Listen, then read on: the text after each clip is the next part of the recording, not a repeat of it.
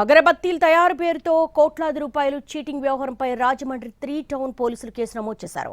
అనకాపల్లికి చెందిన వరద మోహన్ కృష్ణ 4 ఏళ్ల క్రితం మహిళలను ఆకర్షించేలా ఒక స్కీమ్ ప్రారంభించాడు.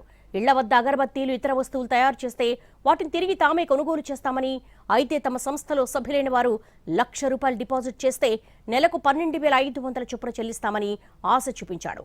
సంధ్యారాణి ద్వారా యూట్యూబ్లో వీడియోలు పబ్లిసిటీ చేయడంతో అనేక జిల్లాలకు చెందిన మహిళలు ఆకర్షితులై ఒక్కొక్కరు లక్షలాది రూపాయలు కట్టారు.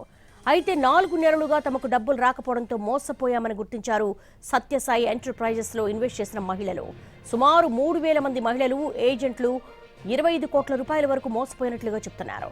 ఈ సంస్థ ఉభయ గోదావరి జిల్లాలకు రాజమండ్రిలో హెడ్ ఆఫీస్ ఏర్పాటు చేయడంతో బాధిత మహిళలు తమ డబ్బులు తిరిగొచ్చేలా చూడాలంటూ 3 టౌన్ పోలీసులను ఆశ్రయించారు.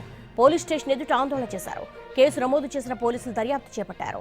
మరోవైపు నిందితుడికి రాజకీయ నాయకుల నుంచి అండదండలున్నాయని బాధితులు ఆరోపిస్తున్నారు.